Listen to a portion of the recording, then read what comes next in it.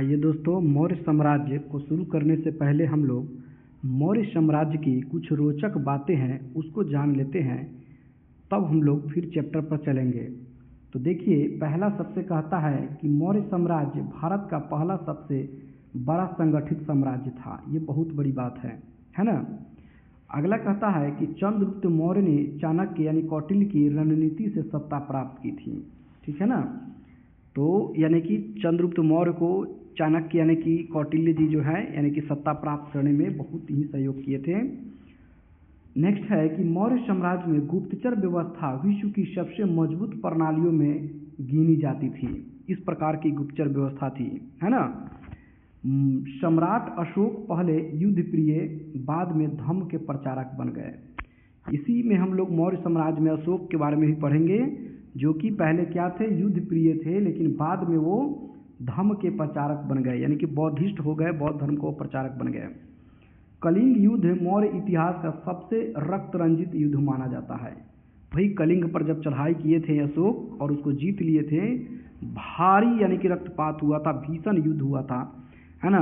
तो अभी तक के इतिहास में सबसे रक्त रंजित युद्ध माना जाता है।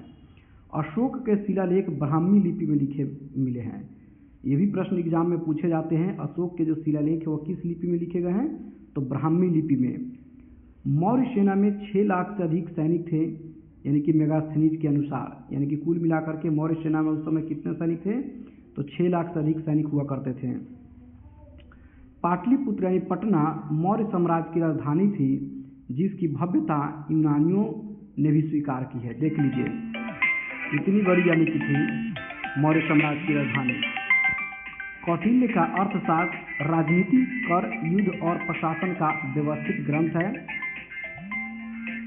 यानी कि अशोक का 4 सिंह वाला स्तंभ भारत का राष्ट्रीय प्रतीक है। ये बहुत इंपॉर्टेंट है। आप लोग जो भारत का राष्ट्रीय प्रतीक जो देखते हैं 4 सिंह वाला स्तंभ, वो अशोक का ही देन है ना। अशोक द्वारा ही वो निर्मित किया गया, बनवाया गया है।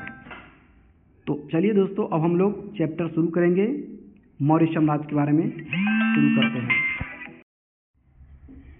हेलो दोस्तों, नमस्कार। तो आज हम लोग शुरू करने वाले हैं मौर्य साम्राज्य, जो कि हम लोगों का 15वां चैप्टर होने वाला है ना।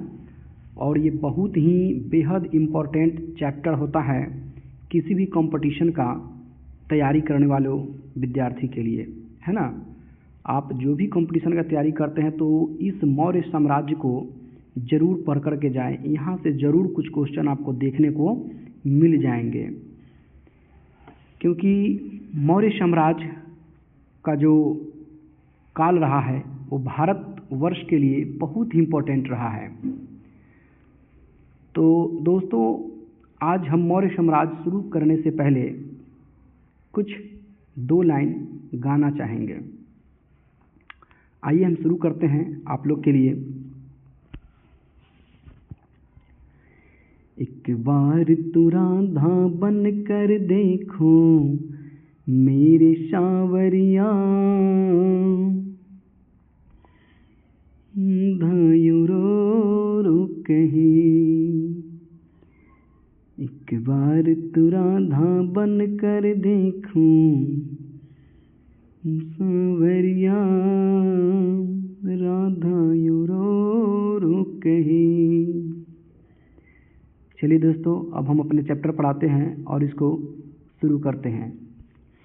देखिए, मौर्य वंश का जो संस्थापक है वो चंद्रगुप्त मौर्य को माना जाता है, जिनका जन्म 345 ईसा पूर्व में हुआ था। ये बहुत ही इम्पोर्टेंट है, इसको आप ध्यान रखेंगे, यहाँ से क्वेश्चन पूछे जाते हैं। और जस्टिन ने चंद्रगुप्त मौर्य को सेंड्रोकोटस कहा है, जिसकी पहचान विलियम जोन्स ने चंद्रगुप्त मौर्य से की है। तो वही चंद्रगुप्त मौर्य जिसको जस्टिन क्या कहते हैं, सेंड्रोकोटस कहते हैं, और उनकी पहचान विलियम जोन्स का नाम आप लोग सुने होंगे, उन्होंने चंद्रगुप्त मौर्य के रूप में की है। आगे देखते हैं तो कहता है कि विशाख दत्त कृत मुद्रणाक्षर में चंद्रगुप्त मौर्य के लिए वृषल शब्द का प्रयोग किया गया है। वृषल का मतलब बताया गया है कि निम्न कुल में उत्पन्न व्यक्ति। एक क्वेश्चन यहाँ से और बनता है कि विशाख दत्त कृत मुद्रणाक्षर यानी कि मुद्राराक्षस जो पुस्तक है उसके लेखक कौन है, तो वो विशाख दत्त है, ये भी याद रखेंगे, यहाँ से एक प्रश्न निकल रहा है।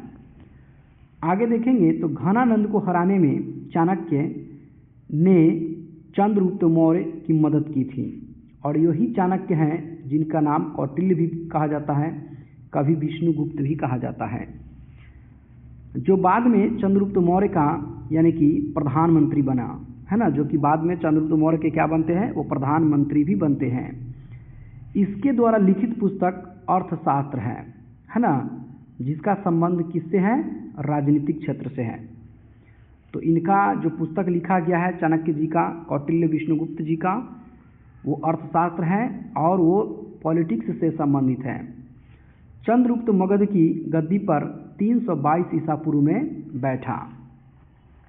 आगे देखेंगे हम लोग, तो चंद्रगुप्त जैन धर्म का अनुयायी था। ये भी प्रश्न पूछा जा सकता है कि चंद्रगुप्त किस धर्म के मानने वाले थे, किस धर्म के अनुयायी थे, किस धर्म को फॉलोअर थे, तो वो जैन धर्म के मानने वाले थे।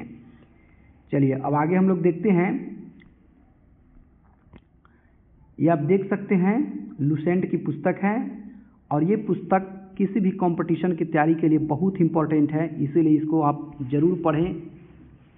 चंद्रगुप्त ने अपना अंतिम समय कर्नाटक के श्रवणबेलगोला नामक स्थान पर बिताया।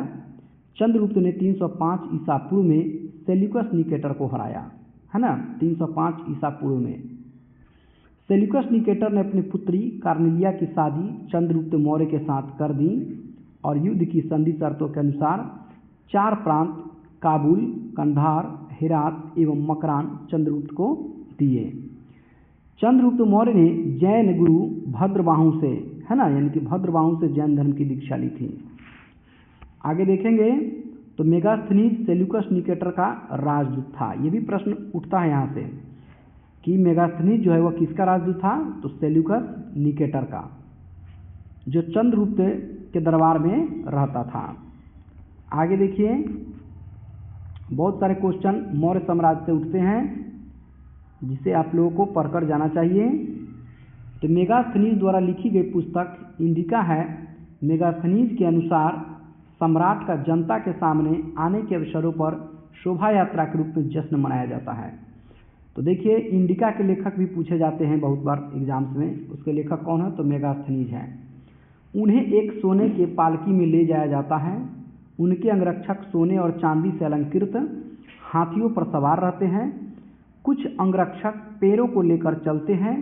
इन पैरों पर प्रशिक्षित तोतों का झुंड रहता है, जो सम्राट के सिर के चारों तरफ चक्कर लगाता रहता है। राजा सामान्यतः हथियारबंद महिलाओं से घिरे होते हैं। उनके खाना खाने से पहले खास नौकर उसे खाने को चखते हैं। वे लगातार 2 रात एक ही कमरे में नहीं सोते थे, है ना। ऐसा उस समय मौर्य साम्राज्य में प्रचलन था। तो आगे देखेंगे और भी क्या कुछ होता था। पाटलिपुत्र के बारे में, पाटलिपुत्र एक विशाल प्राचीर से घिरा है, मतलब दीवार से, जिसमें 570 बुर्ज और 64 द्वार हैं। 2 और 3 मंजिल वाले घर लकड़ी और कच्ची ईंटों से बने हैं। राजा का महल भी काठ का बना है, काठ का मतलब वही लकड़ी, जिसे पत्थर की नक्काशी से अलंकृत किया गया है। यह चारों तरफ से उद्यानों और चिड़ियों के लिए बने बसेरों से घिरा है। तो ये कुछ मौर्य साम्राज्य का जो क्षेत्र है पाटलिपुत्र, उसके बारे में कुछ विशेषताएं हैं। चंद्रगुप्त मौर्य और सेल्यूकस के बीच हुए युद्ध का वर्णन एप्पियानस ने किया है। एप्पियानस जो है चंद्रगुप्त मौर्य और सेल्यूकस के बीच हुए युद्ध उसका वर्णन करते हैं। और प्लूटार्क के अनुसार चंद्रगुप्त ने सेल्यूकस को 500 हाथी उपहार में दिए थे। ये ध्यान में रखेंगे। चंद्रगुप्त की मृत्यु 298 ईसा पूर्व में श्रवणबेलगोला में उपवास द्वारा हुई, जो कि वहाँ पर जाते हैं और एक नदी में, यानी कि भूख द्वारा जो है कि उपवास द्वारा उनकी मृत्यु होती है ना, जिसको संलेखना विधि कहते हैं। तो दोस्तों, आज हम लोग चंद्रगुप्त मौर्य के बारे में, मौर्य साम्राज्य में पढ़े हैं, और फिर हम अगले वीडियो में आप लोगों के बीच बिंदुसार के बारे में वीडियो लेकर के आएंगे, है ना। तो इसी तरीके के वीडियो हम इसी क्रम में हमेशा आप लोगों के बीच लाते रहेंगे। आप हमें कमेंट करके बता सकते हैं कि आप क्या पढ़ना चाहते हैं, तो उस पर भी हम वीडियो लेकर के आप लोगों के बीच ज़रूर आएंगे। तब तक के लिए दोस्तों धन्यवाद। जय हिंद, जय भारत।